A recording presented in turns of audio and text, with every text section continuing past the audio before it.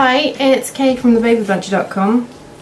I wanted to do a video about something that it's hard to talk about because I'm nervous that people are going to see this who I know and I don't want to get in trouble, but it's still important to talk about.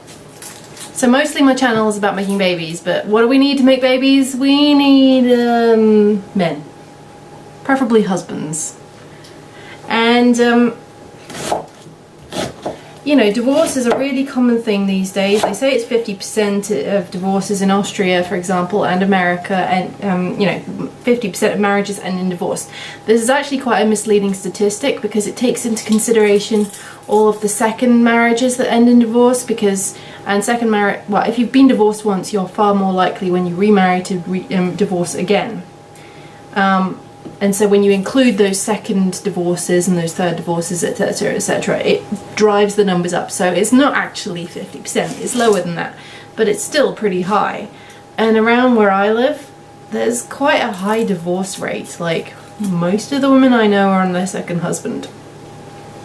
And I was talking with a friend today who is also on her second husband, and I've heard this issue mentioned that sometimes when women have been divorced once, they have a tendency to encourage their peers to also divorce or not accept things.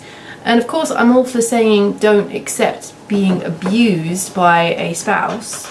Of course not. And, you know, stand up for yourself if your spouse is being kind of a jerk one day, as, you know, sometimes people are, because we work really hard and we're exhausted and we end up taking it out on the people we love. Don't worry, I'm not a battered wife or anything. But, you know, part of being with other women for me is complaining about my husband. I love the guy and I think he's amazing and I'm so grateful for the stuff he does for our family. But, you know, I mean, everybody's kind of annoying in some way or another. He's not immune to that, and it's kind of a fun way to bond. But for me, there's no way that it would ever go anywhere near to the place of divorce. I've been married now for over 6 years, and it's never actually come up. I mean, well, I think we mentioned it one time when we were really angry at each other, but neither of us even believed what we were saying, because we wouldn't do that. We are 100% committed to our family, growing our family and maintaining it and nurturing it. And it's when you are married and you have friends who are divorced, of course I'm never going to say don't be friends with other divorced women or women on second marriages, because that's crazy. And to be fair, I would have no friends if that were the case. Frankie, don't put it on the floor. Put it in the bin. And, but I did get the sense when I was saying, oh, my husband was a bit annoyed over the weekend, he was in a bad mood because he worked like a dog last week, like insane kind of work hours, and very intense too. So he was in a bad mood over the weekend. It happens. And most people I know would say, oh, well, you know, maybe he was tired, or they kind of stick up for the spouse. It's kind of like the rule in my experiences, like the unspoken rule of discourse with married people when they're complaining about their spouses, unless it comes to beating or whatever, and physical abuse. But otherwise, you're kind of supposed to say, oh, well, it's okay, you know, they're not that bad and that kind of thing. But instead, this friend was saying, oh, well, that's not good. You shouldn't accept that. You've got hard work too. And sure, I do, but what am I trying to say? I'm really nervous that she's going to watch this and be angry with me. But it's important to say that you shouldn't allow yourself to be put into a place where you'd start dwelling when you're in that situation where you are complaining about your spouse. It's important to not get stuck in and sort of spiral down and think about how terrible they are, because let me tell you, it's crappy being single, no matter what Sex and the City tells you. It's crappy being single. It's horrible for your children to grow up without both parents, and you know, there's no amazing solution when divorce happens. Like, this whole myth that people end up super happy and rich, it's a myth. Anyone I know who's divorced, okay, they might find other spouses who they get on better with, but they certainly don't end up richer. Most people end up with severe financial issues. The only people who get richer from divorce are divorce lawyers. which is why they tend to fuel the fire if they can. So I've heard.